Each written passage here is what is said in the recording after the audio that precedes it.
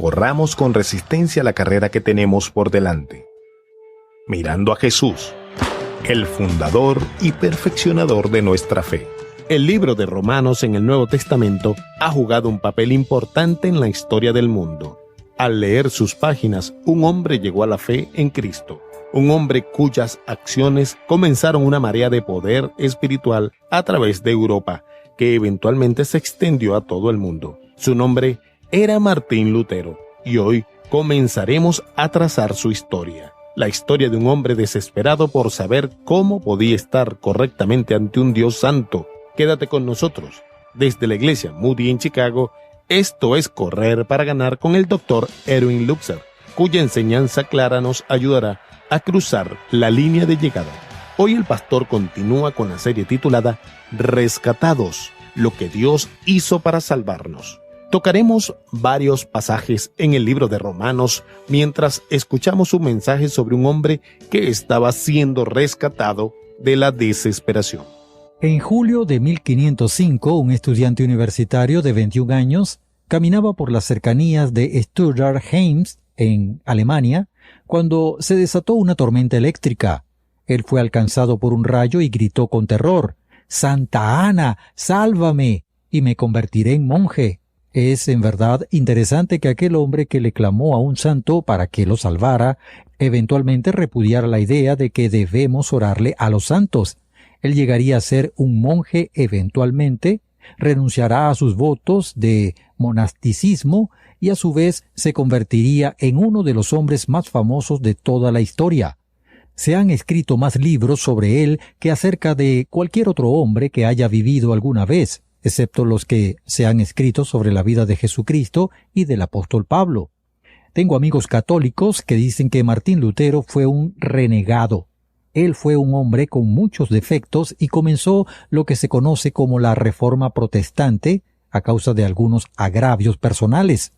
Si tú estás buscando un hombre con defectos, definitivamente debes echarle una ojeada al camino de Lutero, porque él era un hombre con muchos defectos.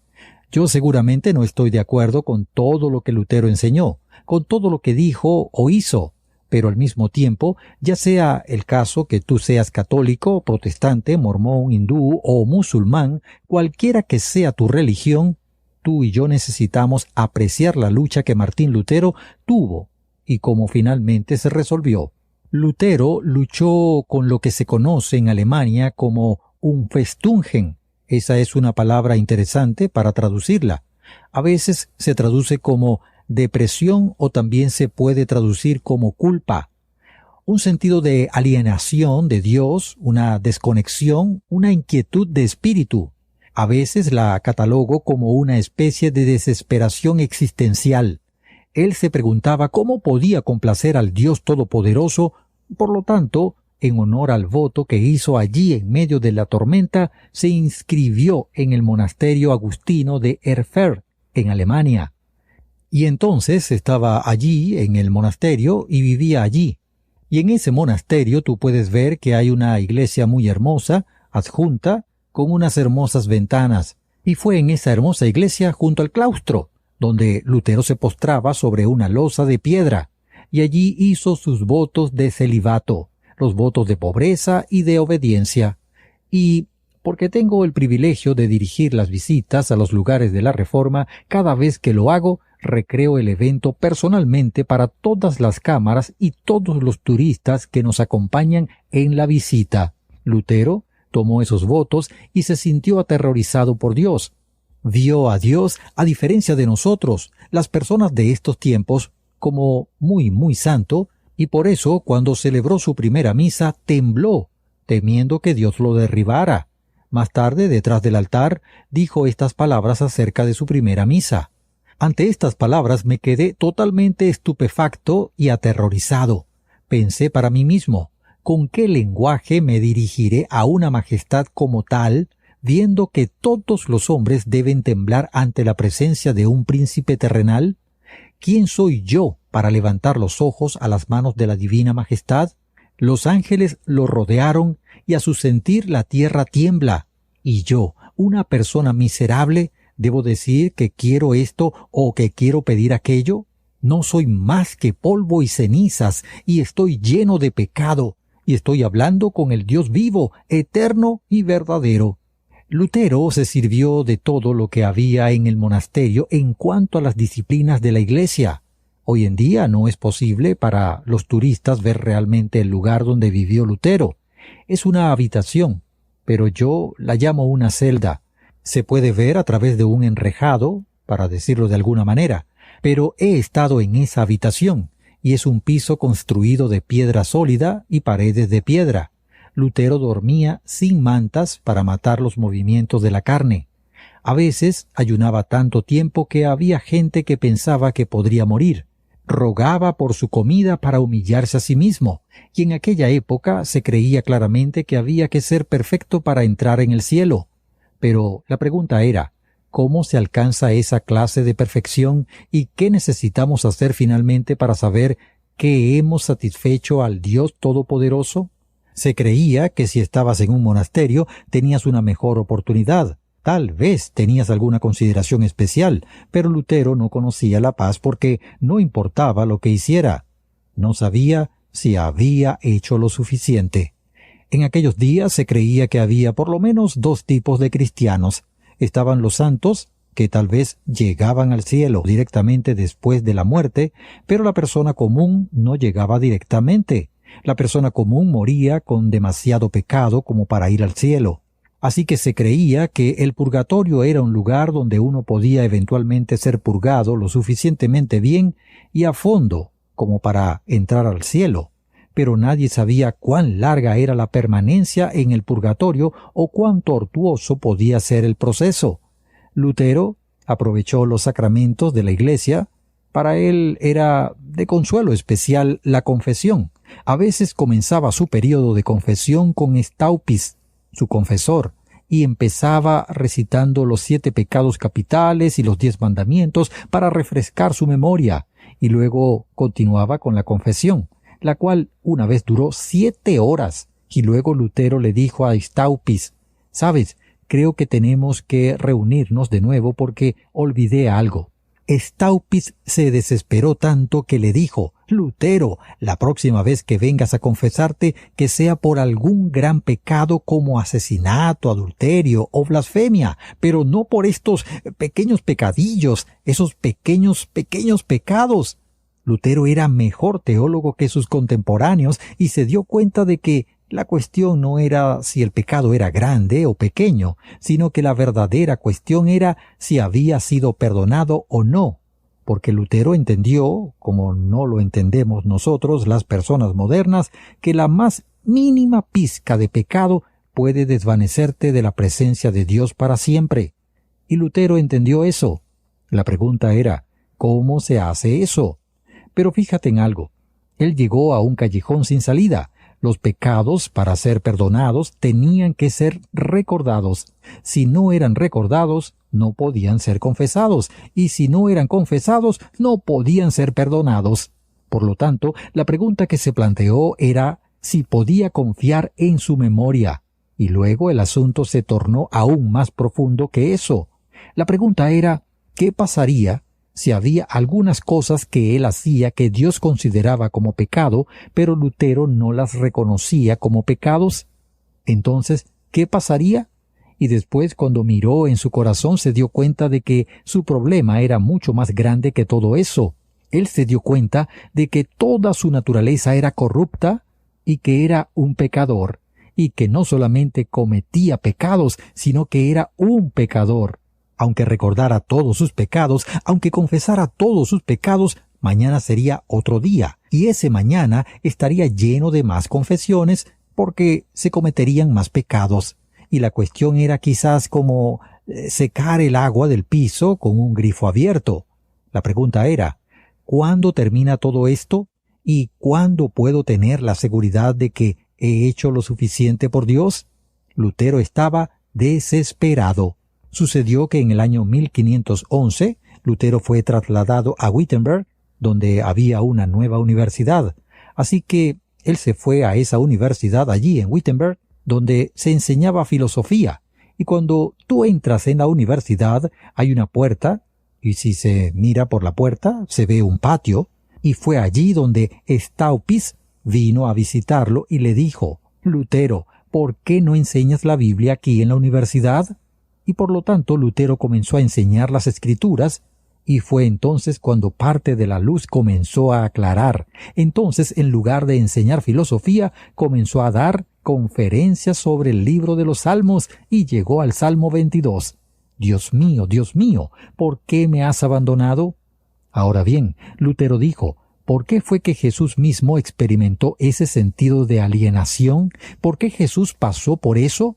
Él experimentó lo que yo he experimentado. La luz comenzó a aclarar. Fue precisamente por él que Jesús experimentó eso. Y después estaba dando una conferencia sobre el libro de Romanos.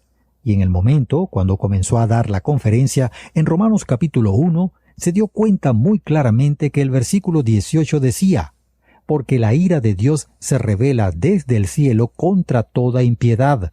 Pero fíjate en el versículo 17. Es allí donde debemos comenzar. Porque en el Evangelio la justicia de Dios se revela por fe y para fe, como está escrito: mas el justo por la fe vivirá. Lutero tembló cuando llegó a esa palabra justicia, la justicia de Dios, porque todo su punto de vista era que si Dios no era tan justo como Él es, entonces tenía una mejor oportunidad de cumplir con sus demandas. Lutero se preguntó: ¿amar a Dios? Luego dijo: estaba aterrorizado de Dios. ¿Cómo puedes alcanzar las demandas de un Dios que tiene la justicia como uno de sus atributos? Te dejo con una pregunta que necesitas estar en capacidad de responder. ¿Cómo nosotros, como pecadores, podemos estar en la presencia de un Dios que es completamente santo, que no puede tener comunión con nosotros a menos que seamos tan santos como Él mismo? La respuesta a esa pregunta te la daré en la próxima transmisión de Correr para Ganar. Ciertamente espero que nos sintonices, porque es muy, pero muy importante que nos demos cuenta del regalo de Dios y de lo que realmente significa la salvación. Espero que también invites a tus amigos a escuchar Correr para Ganar. Y tengo la esperanza que hoy, si has recibido a Jesucristo como tu Salvador, que entonces compartas el Evangelio con alguien. Dile a alguien hoy que has encontrado el pan vivo en Cristo. Y también, como un mendigo a otro, hazle saber a la gente que hay un lugar donde pueden venir y ser redimidos. Ese es nuestro mensaje y esa es nuestra carga. Martín Lutero estaba dando una conferencia sobre el libro de Romanos, y en el momento que comenzó a dar la conferencia, en Romanos capítulo 1, se dio cuenta muy claramente que el versículo 18 decía: porque la ira de Dios se revela desde el cielo contra toda impiedad. Pero fíjate, en el versículo 17, es allí donde debemos comenzar, porque en el Evangelio la justicia de Dios se revela por fe y para fe, como está escrito: mas el justo por la fe vivirá. Lutero tembló cuando llegó a esa palabra justicia, la justicia de Dios, porque todo su punto de vista era que si Dios no era tan justo como Él es, entonces tenía una mejor oportunidad de cumplir con sus demandas. Lutero se preguntó: ¿amar a Dios? Luego dijo: estaba aterrorizado de Dios. ¿Cómo puedes alcanzar las demandas de un Dios que tiene la justicia como uno de sus atributos? Así que Lutero comenzó a luchar con eso y luego se encontró con las palabras del capítulo 3 del libro de Romanos. Te darás cuenta de que dice en el versículo 24, siendo justificados gratuitamente por la gracia. Lutero comenzó a reflexionar sobre estas cosas, y en el capítulo 4, donde dice que creyó Abraham a Dios y le fue contado por justicia. Abraham recibió el regalo de la justicia. Entonces Lutero dijo: día y noche reflexioné hasta que vi la conexión entre la justicia de Dios, la cual lo aterrorizaba, y la siguiente afirmación: mas el justo por la fe vivirá. Y dijo: la justicia de Dios es la justicia por la cual en pura misericordia Él nos justifica por la fe. Y Lutero dijo: cuando comprendí esto, sentí que renacía y que entraba en las puertas del paraíso. Lo que Lutero descubrió fue que se había perdido a través de los siglos de tradición el hecho de que somos salvos por la justicia de otro. Es otra persona la que nos da la justicia que nosotros no tenemos. y en esa justicia es recibida por la fe.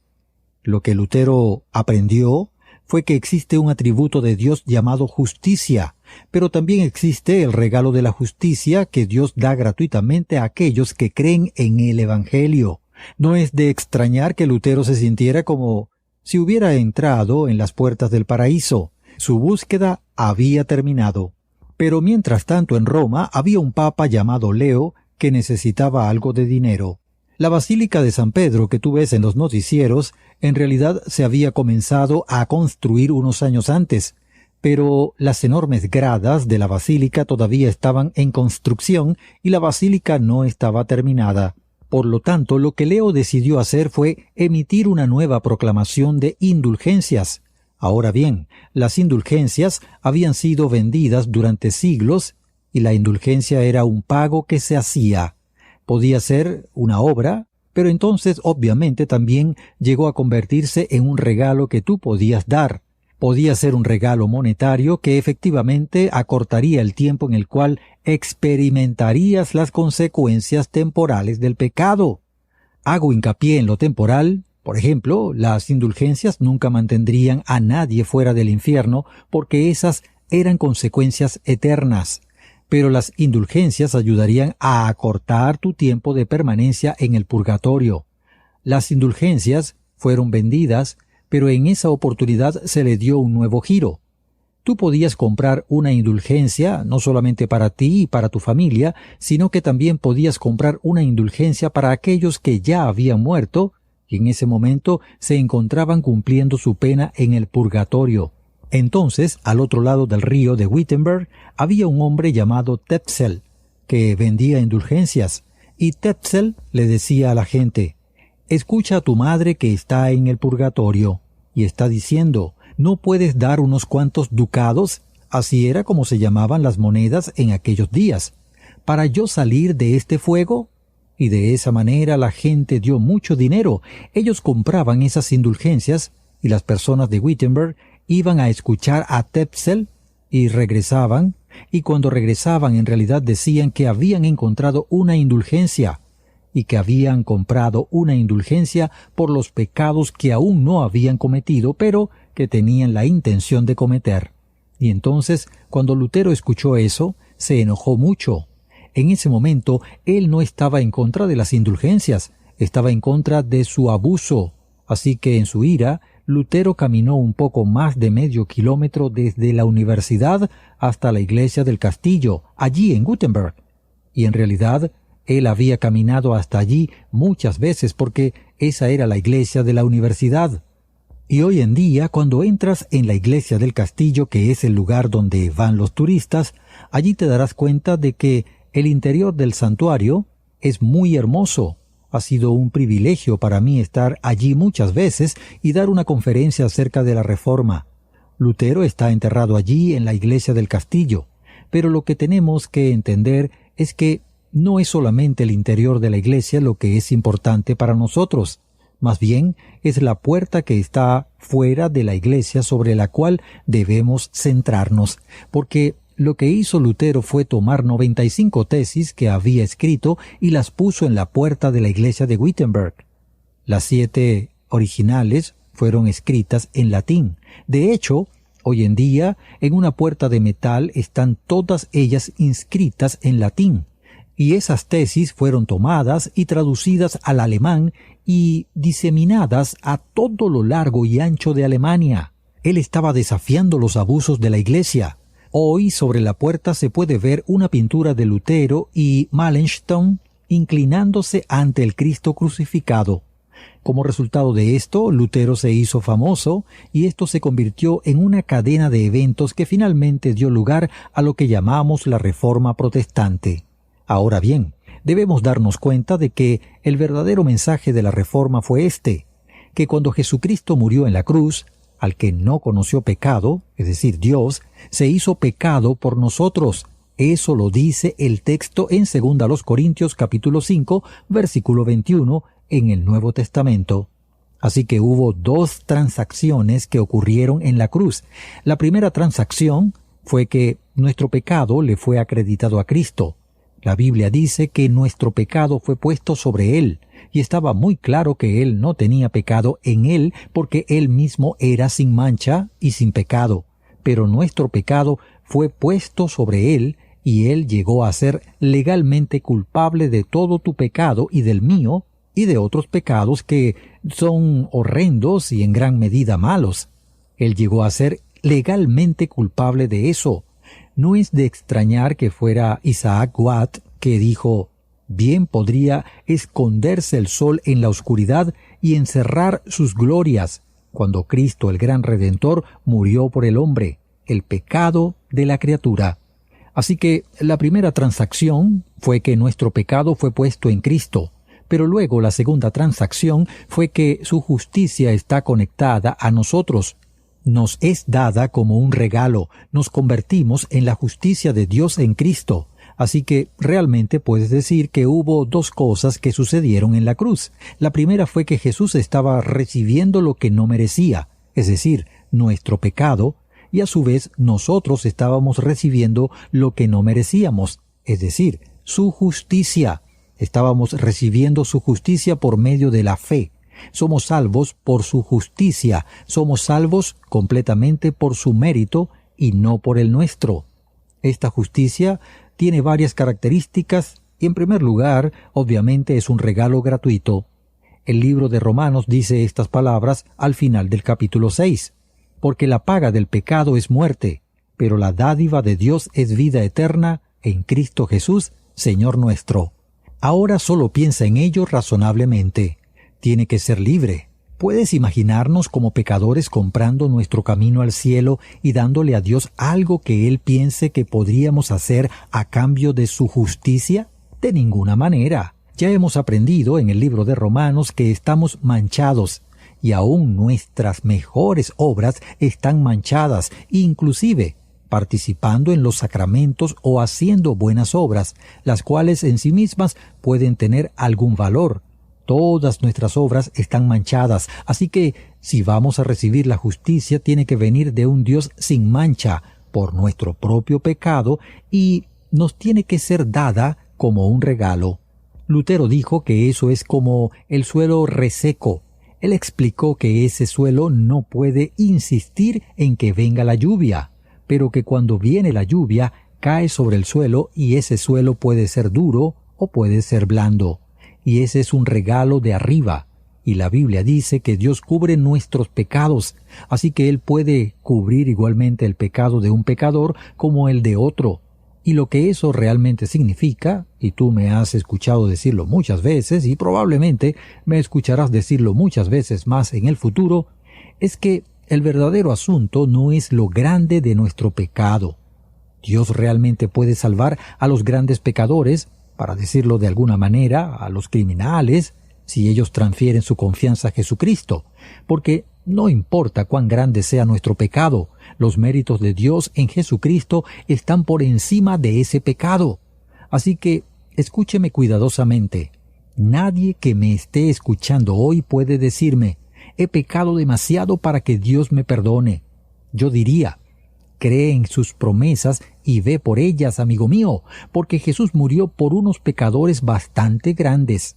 ¿No son buenas noticias que podamos compartir el uno con el otro sobre el hecho de que Jesucristo murió por algunos pecadores grandes y poderosos? Hoy, amigo mío, hay alguien en tu vida que necesita oír eso. El hijo que se ha alejado, la persona que ha caído en la inmoralidad, la persona que es adicta a las drogas o a lo que sea. Ellos necesitan saber que Jesús murió por unos pecadores bastante grandes. Espero que tú compartas estas buenas nuevas. Después de todo, cuando te detienes a pensar en el Nuevo Testamento, tenemos que estar de acuerdo en que el libro de Romanos es uno de los libros más notables porque expone las buenas nuevas del Evangelio de Jesucristo. Este fue el pastor con más del mensaje Rescatado de la Desesperación, el séptimo de una serie titulada Rescatados, lo que Dios hizo para salvarnos, tomada del libro de Romanos. Sintonízanos la próxima vez en Correr para Ganar con el fin de recibir más información sobre cómo Lutero redescubrió el significado de la gracia, la justificación y la fe. Desde la Iglesia Moody en Chicago, Esto es Correr para Ganar con el Dr. Erwin Luxer, cuya enseñanza clara nos ayudará a cruzar la línea de llegada. Hoy el pastor continúa con la serie titulada Rescatados, lo que Dios hizo para salvarnos.